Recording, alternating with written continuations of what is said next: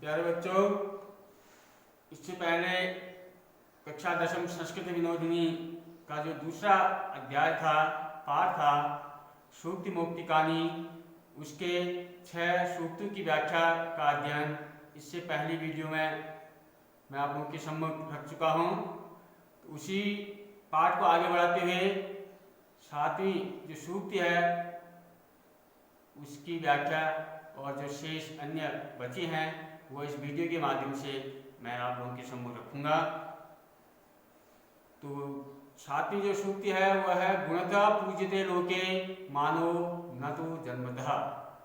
गुणतः पूज्यते लोके, लोके मैंने संसार में, इस संसार में गुणतः पूज्यते मानो, गुणों से ही जिस व्यक्ति के अंदर गुण होंगे वही व्यक्ति संसार में, समाज में पूजनीय होता है, पूजा जाता है। न तो जन्मतः, जन्म से ऊंचे कुल में जन्म लेने से व्यक्ति का सम्मान या उसका संसार में, समाज में पूजा जाना आवश्यक नहीं है। तो मानव संसारे गुणः पूज्यते, मानव संसार है, इस संसार में मनुष्य गुण पूजते, गुणों के द्वारा पूजनीय होता है, उसका सम्मान होता है, समाज में उसकी प्रतिष्ठा उसके गुणों के द्वारा होती है। न तो उच्च कुले जन्म ग्रहणा, न कि ऊंचे कुल में जन्म लेने से, कि जो है व्यक्ति का ऊंचा कुल है, उच्च कुल में जन्म लिया है लेकिन गुणों से रहित है, गुणहीन है, तो कभी भी समाज में उसका सम्मान नहीं किया जाता है। बल्कि व्यक्ति ने अगर निम्न कुल में भी जन्म लिया है और उसके अंदर अनेक गुण विराजमान है तो वह व्यक्ति निश्चित रूप से इस संसार में, समाज में, विद्वान लोगों की सभाओं में सम्मानित होता है, उसका हर कोई सम्मान करता है और वो समाज में पूजा जाता है। तो संसार में मनुष्य गुणों के कारण सम्मानित होता है, न कि जन्म के कारण। संसार में गुणों की पूजा होती है, अथवा वही व्यक्ति पूजा जाता है, अथवा सब जगह उसी व्यक्ति का सम्मान हो पाता है जो गुणवान होता है। किसी विशिष्ट कुल अथवा जाति में जन्म लेने से कोई व्यक्ति सम्मान पाने का अधिकारी नहीं रहता है। अतः हमेशा अपने अंदर ऐसे सद्गुणों का विकास हमें करना चाहिए कि हम समाज में एक सम्मानजनक अच्छी प्रतिष्ठा प्राप्त करें। अगला है ब्रह्मचर्य ही संसेवते सो अमरः। तो यहाँ पर जो विद्यार्थी जीवन है, जिसको हम हमारे शास्त्रों में, हमारे संस्कृत में ब्रह्मचर्य जीवन भी कहा गया है, तो हम लोगों के लिए महत्वपूर्ण सूक्ति यहाँ पर है ब्रह्मचर्य ही संसेवते सो अमरः, अर्थात अमर हो जाता है व्यक्ति। कौन? ब्रह्मचर्य, जिसने ब्रह्मचर्य का अच्छी प्रकार से पालन कर लिया। यह 25 वर्षाणि यावत् ब्रह्मचर्य व्रत पालन करति सः अमरः भवति। अर्थात 25, क्योंकि जो भारतीय संस्कृति है उसमें मनुष्य जीवन को 4 भागों में बांटा गया है। ब्रह्मचर्य आश्रम, गृहस्थ आश्रम, वानप्रस्थ आश्रम, संन्यास आश्रम। तो 100 वर्ष की मनुष्य की उम्र निर्धारित की गई है और 25-25 वर्ष के कालखंड में उसको 4 भागों में विभाजित किया गया है। तो उसमें जो 1 से 25 वर्ष तक की जो आयु है, जिसमें विद्या अध्ययनी मुख्य कर्म व्यक्ति का रहता है, तो उसको ब्रह्मचर्य आश्रम के नाम से जाना जाता है। और प्राचीन काल में व्यक्ति गुरुकुल में जाकर के यह 25 वर्ष व्यतीत करता था और वहाँ पर विद्या अध्ययन करता था।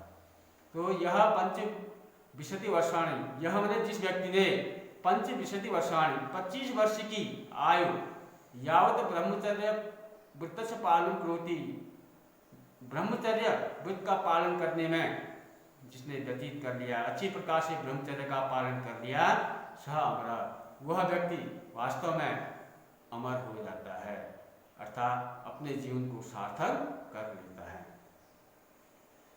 जो ब्रह्मचर्य का पालन करता है वह अमर हो जाता है, अर्थात जो व्यक्ति 25 वर्ष तक नियम पूर्वक ब्रह्मचर्य व्रत का पालन करता है उसमें देवताओं के समान ओज, कांति, बल, स्फूर्ति उत्पन्न हो जाते हैं।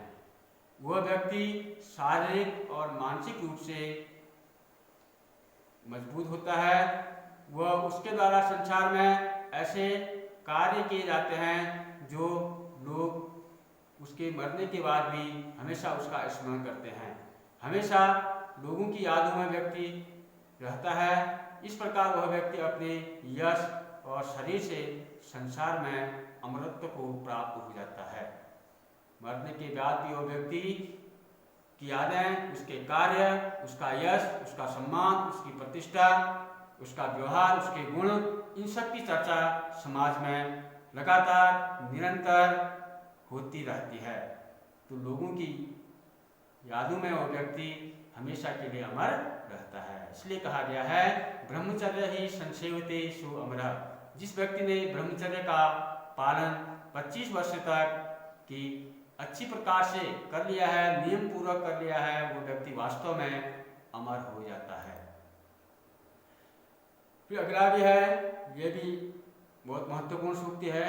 किम अरबी अर्थात शत्रु से क्रोधो अस्ति चेद देहिनाम, अर्थात किम अरबी क्या प्रयोजन है, कोई महत्व नहीं है। अरबी मतलब शत्रु से, क्रोधो अस्ति अगर क्रोध है, चेदहा देहिनाम अगर व्यक्ति के मन में, व्यक्ति के देहिनाम में शरीर में अगर क्रोध है तो उसको शत्रु से कोई हानि नहीं। अर्थात जिस व्यक्ति के शरीर में या जो व्यक्ति हमेशा क्रोधी स्वभाव का रहता है उसके शत्रु होने से कोई फायदा नहीं, क्योंकि वह व्यक्ति अपने क्रोध के कारण ही उसके शरीर का नाश हो जाता है। तो उसको शत्रु की कोई आवश्यकता नहीं है। तो इसी को जो है और अच्छी प्रकार से विस्तार से अगर हम समझते हैं तो मनुष्याणाम यदि अंतः क्रोध, मनुष्यों के यदि भीतर क्रोध है तही तब शत्रु भी किम प्रयोजनम, तब शत्रु का क्या प्रयोजन, शत्रु की कोई आवश्यकता नहीं। अर्थात प्राणी के, मनुष्य के शरीर के नाश के लिए शत्रु का होना बताया गया है। तो कहें कि जिस व्यक्ति के अंदर पहले से ही क्रोध व्याप्त है, विराजमान है, उसे शत्रु की कोई आवश्यकता नहीं है, क्योंकि वह व्यक्ति धीरे धीरे अपने क्रोध के कारण ही उसका शरीर समाप्त हो जाता है। यदि मनुष्य क्रोधी स्वभाव का है तो उसे शत्रु से क्या प्रयोजन, अर्थात यदि व्यक्ति में क्रोध है तो उसे अन्य शत्रु से क्या लेना देना। उसके विनाश के लिए तो उसके शरीर में जो स्थित एकमात्र क्रोध रूपी जो शत्रु है वही पर्याप्त है। क्रोधी व्यक्ति को अपने विनाश के लिए शत्रु की आवश्यकता नहीं होती है, क्योंकि क्रोध व्यक्ति के लिए संसार का सबसे बड़ा शत्रु है।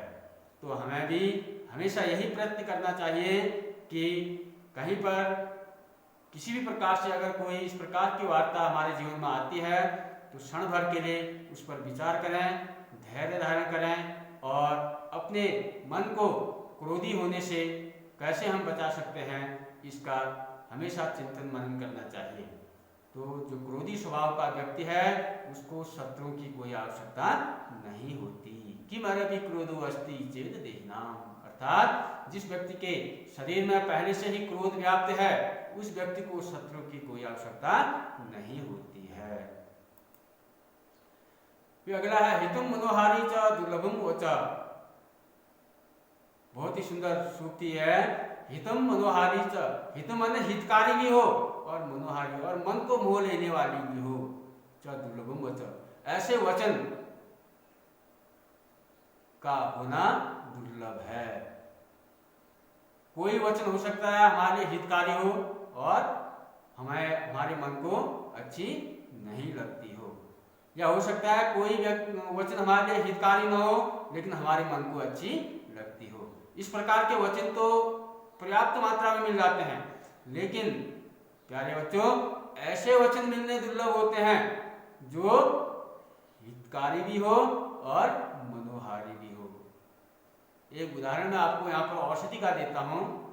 औषधि हमारे लिए हितकारी है, कोई व्यक्ति बीमार हो जाता है तो दवाई से ही वो ठीक होता है, तो उसके जीवन के लिए तो वो क्या है, हितकारी है, लेकिन मन को कभी भी वो अच्छी नहीं लगती। जब दवाई को हम लेते हैं तो कभी भी जो है हमारा मन ये नहीं करता है कि हम बार बार दवाई खाएं, तो मन को वो कभी अच्छी नहीं लगती। इस प्रकार के वचन तो मिल जाएंगे, लेकिन जो हितकारी भी हो, हमारे काम भी आए और हमको अच्छी भी लगे, इस प्रकार के वचन का मिलना दुर्लभ है। इसके लिए व्यक्ति को उसके स्वभाव में और उसके वचनों में सत्यता का होना आवश्यक है। कल्याणकारिणी मनोहारिणी च वाणी दुर्लभा, अर्थात जो कल्याणकारी हो, अर्थात हमारा कल्याण करें, हमारा हित करें, और मनोहारिणी और मन को हर ले, मन को अच्छी लगे, ऐसी वाणी, ऐसे वचन का मिलना इस संसार में दुर्लभ है। कल्याणकारी और मनोहारी वचन दुर्लभ हैं, अर्थात संसार में ऐसे व्यक्ति बड़ी कठिनाई से मिलते हैं जो व्यक्ति के कल्याण की बात करें और उसकी बातें संबंधित व्यक्ति को अच्छी भी लगें। इसलिए सच्चाई को कड़वा कहा गया है। केवल मीठी बातें करने वाला व्यक्ति हितकारी नहीं हो सकता।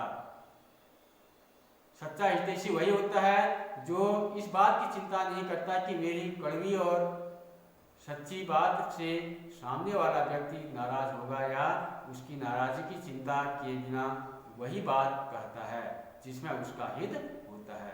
ऐसी मधुर और कल्याणकारी बातें उसी प्रकार दुर्लभ हैं जैसे मीठी और कल्याणकारी औषधि का मिलना कठिन होता है। तो औषधि का उदाहरण यहाँ पर दिया था कि वो हितकारी होती है लेकिन मनोहारी नहीं होती। तो ऐसे लोगों के वचन सुनने दुर्लभ होते हैं कि जो हमारे जीवन में हमारे लिए कल्याणकारी भी हो और हमारे वचनों में अच्छा भी लगे। माना हम जो है आपसे कोई उदाहरण करते हैं कि आपको अच्छी प्रकार से रात दिन अध्ययन करना चाहिए। अब ये आपके लिए तो क्या है, हितकारी है, लेकिन मनोहारी नहीं है, क्योंकि आपके मन को जो है अध्ययन करने के लिए रुचि उत्पन्न करनी पड़ेगी। जब तक आपका मन अध्ययन के प्रति एकाग्रता से रुचि उत्पन्न नहीं करेगा, तब तक यह वचन आपको कभी भी मनोहारी नहीं लगेगा। हाँ, ये आपको ही पता है कि मेरे लिए कल्याणकारी है, हितकारी है। अगर मैं पढ़ूंगा, जितना अधिक अध्ययन करूंगा, मेरे जीवन के लिए उतना ही यह अधिक सार्थक सिद्ध होगा, लेकिन आपके लिए कभी यह मनोहारी नहीं है जब तक कि आप अपने मन को जो है इस स्थिति में न ला दें कि यह मेरे हितकारी जीवन में हितकारी के साथ साथ मेरे वचनों मन में भी अच्छी लगनी चाहिए।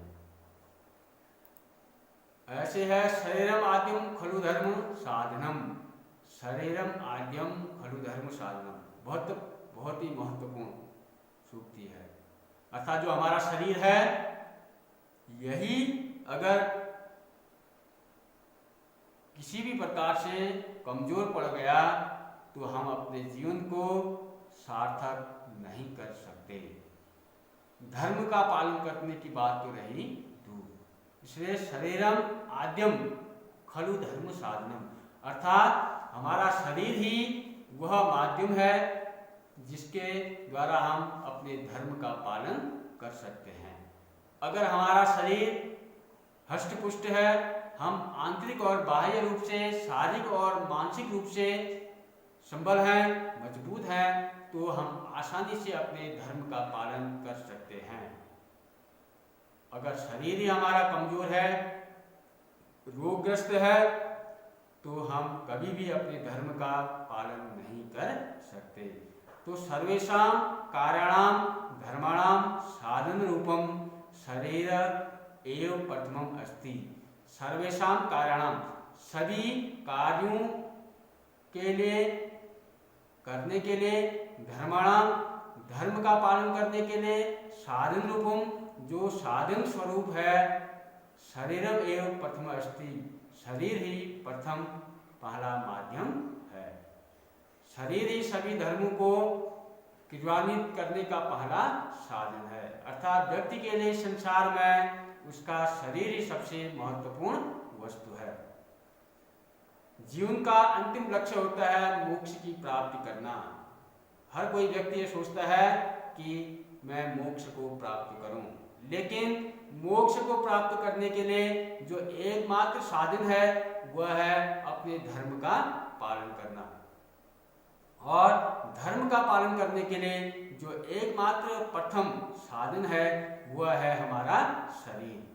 अतः धर्म पालन के लिए व्यक्ति के शरीर का सब प्रकार से स्वस्थ होना आवश्यक है, क्योंकि जो अस्वस्थ व्यक्ति होगा वह कोई भी कार्य अच्छी प्रकार से, ठीक प्रकार से मन लगा करके कभी नहीं कर सकता है। यदि व्यक्ति का शरीर ही उसका साथ नहीं देगा तो व्यक्ति कदापि अपने धर्म का पालन अच्छी प्रकार से नहीं कर सकता। और अगर अपने धर्म का पालन व्यक्ति अच्छी प्रकार से नहीं कर सकता है तो व्यक्ति कभी भी मोक्ष को प्राप्त नहीं हो सकता है। अतः कहा गया है कि व्यक्ति का शरीर धर्म का प्रथम और महत्वपूर्ण साधन है। अंतिम सूक्ति है, न ही प्रतिज्ञां प्रकुर्वन्ति उततां सत्यवादिनः। अर्थात जो सत्यवादी महापुरुष होते हैं, सत्यवादी लोग होते हैं, सत्यवादिना जना यां प्रतिज्ञां कुर्वन्ति ता अन्यथा न कुर्वन्ति तस्य आचरणं कुर्वन्ति एव। अर्थात सत्यवादी लोग अपनी वाणी को कभी भी झूठा नहीं होने देते।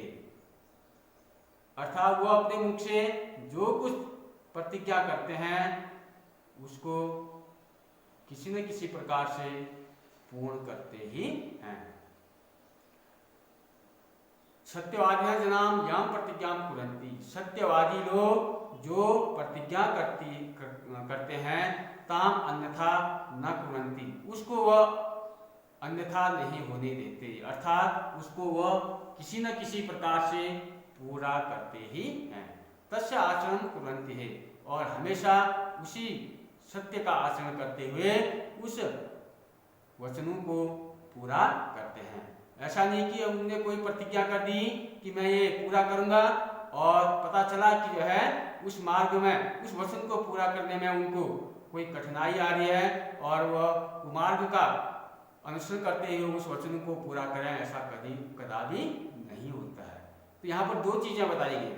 सत्यवादिनः जना यां प्रतिज्ञां कुर्वन्ति। सत्यवादी व्यक्ति यां प्रतिज्ञां कुर्वन्ति, जो प्रतिज्ञा करते हैं, ताम अन्यथा न कुर्वन्ति, वो अन्यथा व्यर्थ नहीं जाती।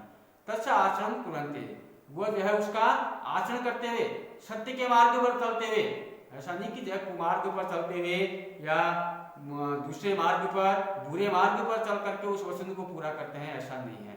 एक तो वह जो प्रतिज्ञा करते हैं उसको पूरा करते हैं, दूसरा हमेशा सत्य मार्ग पर चलते हुए ही पूरा करते हैं, कुमार्ग पर चलकर कभी नहीं।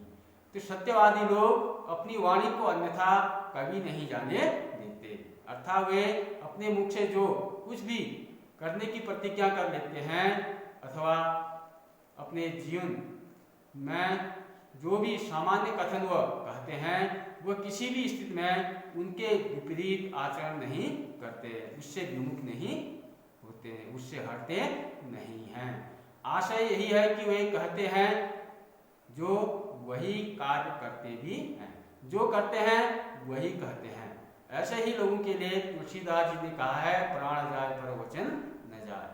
काश ये सूक्ति आजकल के जो राजनेता हैं उन तक पहुंच पाती और अपने जीवन में वो इस सूक्ति का अनुसरण करते तो निश्चित रूप से यह सूक्ति आज सार्थक हो पाती।